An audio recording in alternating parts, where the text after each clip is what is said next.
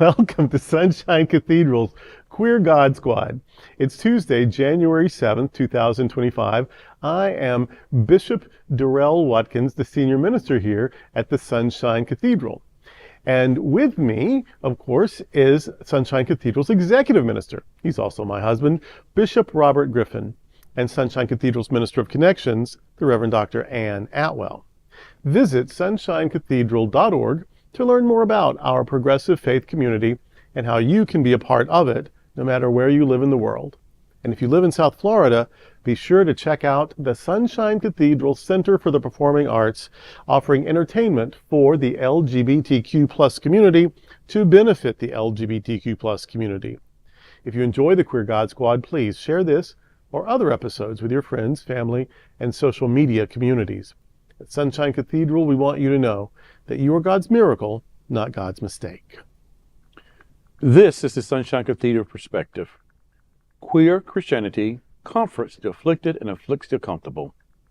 The gospel we often hear is meant to comfort the afflicted and afflict the comfortable, a phrase borrowed from iconic theologian Reinhold Niebuhr. This is a powerful way to understand the gospel, but it also adequately describes the word queer as a verb. To queer, faith is to comfort the afflicted and afflict the comfortable. Queer theologian asks questions from beneath the tradition and from tradition's margins. Queer theology assumes that sexuality is innately good, that multiple gender experience can be good, and that LGBTQ people are uniquely blessed and have unique callings of service in the world. Queer theology challenges scripture and creeds and doctrines that have been used oppressively. Queer theology, like liberation theology, assumes divine favor for those who suffer injustice or oppression. Queer theology also uses the word queer in an affirming and even celebratory way. For the queer theologian, the word queer is akin to the word sacred. How might we queer God, Jesus, the Trinity, whether or not one is Trinitarian, prayer, miracles? The queer God will take a crack at it now. And that's the Queer God Squad is going to take a crack at this now. I'm for the queer God too, though. Yeah, queer God, queer crack, all of it's all pretty queer today.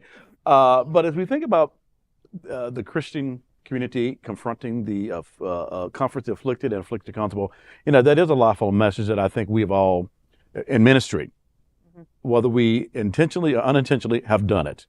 It's what we preach about. It's what we ascribe to, especially when you're doing the work of Jesus.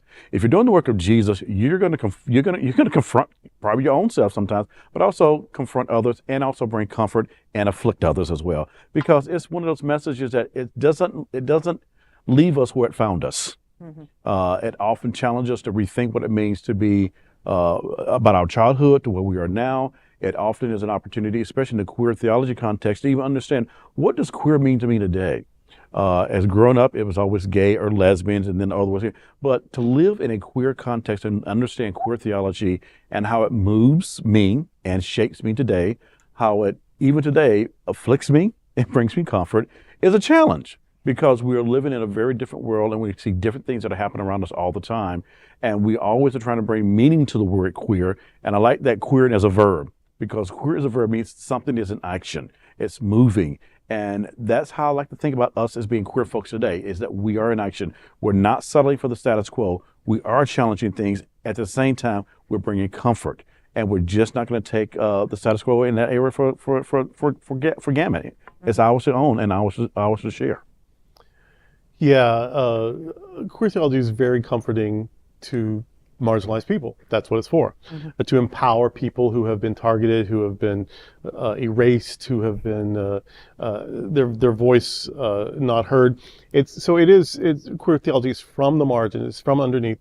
And so it does comfort and empower the afflicted and afflicts the comfortable, because now you're challenging cis privilege, you're challenging straight privilege, you're challenging white male privilege, and that's what queer does. Queer challenges power structures, and queer affirms those who have been left out of power structures. Queer disrupts injustice, and that's going to afflict those who benefit from injustice, but also comfort those who have suffered injustice. And so, but that's, like, we say that in the context of like queer activism or whatever, but that's the gospel. Take the word queer out and put in the word Christian. Take the word queer out and put the word Jesus. Take the word queer out and put the word gospel. That's what it is. It is to challenge those who are comfortable at the expense of others, and to empower those, comfort those who have suffered because of that, and to create a world where the first are last and last are first, and where you give all that you can to make the world better. And sometimes pay a very personal price. You know, maybe your liberty, maybe your home. You know, the Son of Man has nowhere to lay his head. I mean, so sometimes the cost is very a lot, but it's to make things better for your compatriots or whatever. Now, this queering, this verb, how can you apply this to specific situations? Like, how do you queer Jesus? Jesus is a queer figure to me. Someone who won't stay dead, that's pretty queer. Somebody who would be, if we were to literalize the myth, and we shouldn't, but if we were to literalize the myth, we're looking at someone who's intersex, because he has no male parent to contribute a Y chromosome. So this male appearing person who doesn't have a Y chromosome, that's intersex. So we have this intersex Jesus. We have this intersex Jesus who doesn't play by the rules, even the rules of, you know, when you're dead, you're supposed to stay dead. He doesn't care. If you have a mom, you should also have a dad, some sort of sperm donor anyway. He doesn't care. Like, the rules that are meant to control, he doesn't care. He challenges those. He disrupts the rules. He is trans or intersex. He also has disruptive relationships. Who is this naked guy with? He's in Mark chapter 14, in the dark, in this garden alone. Who is this young man in Mark chapter 10 who comes and Jesus looks at him and loves him? What is that about? Why is this one disciple, supposedly John, called beloved? His beloved. There are 12 guys, but one is the beloved. Not my kind of favorite, not my best buddy, but my beloved. What's that about? Mm-hmm. Why, of all the people who've died around him, and even himself, why is it that when Lazarus dies, he can't stand it? You know, he weeps. And then he's like, no, you know what, come back. Come back. And he does. What is that relationship to Lazarus that he can't let it just be? So there's lots of queerness to Jesus. What's queer about the Trinity? Well, the Trinity. There are three, but they're one, but they're all the same, but they're quite different, and it's incomprehensible. Yeah, it's not binary. It's not easily to put in a box. It's not easy to figure out. It's much more complex than what you want, than just simple binaries. Ta-da! You've got the definition of queer right there. But it's also relational, and it's all about this overwhelming love. Very queer, very, very much the queer community. And so, yeah, it's easy to queer almost anything. Just if you're queer and you see yourself in the story, you've queered the story, and then you've made it accessible to other queer people, and maybe even more interesting and relevant to non-queer people. Right. Something you said, Bishop Robert, really just kind of jumped out at me. Making queer a verb, and it automatically took me to remembering the late theologian, also very queer, Mary Daly, who talked about queering God and making God a verb, godding something.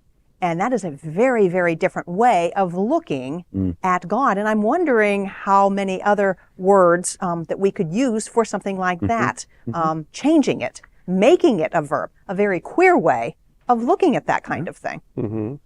There is a poet theologian in Ireland, and gun to my head, I can't think of his name right now. But I do remember something that he said once. He's alive. Where he said, "God is a good question." Yeah. Oh my gosh, I love that so much. Well, queer as a verb, it's about questioning, it's about challenging, it's about disrupting. And so, yeah, queer is a way of godding, I think. It's a way, because God is a good question. Now, once you've come up with a lot of answers, you've squished God, you made an idol. But God is a good question. and queering is about questioning. So it's a very godly way to be. And so yeah, queering is a verb. God is a verb. Our lives are, our lives are something we live. It's not a thing. It's an ongoing process and action and relationships. And so, yeah, God, we queer God because we question God. We question everything. And God is a good question. Excellent. I love that so much. I'll never remember his name. But I'm going to look it up. And on a future episode, I'm going to drop his name. And people who didn't see this episode will say, well, what's that about? But it's going to make me crazy. So I'm going to have to find this guy and let you know at some point. You know what? Never mind. Let's say it's mine. Let's say it's my brother's. I made it up. I came up with it. God is a good question. It wasn't me, but I wish it was me. Well, anyway, that's today with the Queer God Squad. We want to thank you for joining us. We're here daily at 3 p.m. to have some fun and to discuss what our LGBTQ plus community is talking about. Sunshine Cathedral is the world's largest leading progressive church. Progressive, queer, and God are words that naturally should go together. We all are in this together. Remember that. You are God's miracle and not God's mistake. Until next time, we are the Queer God Squad. Goodbye.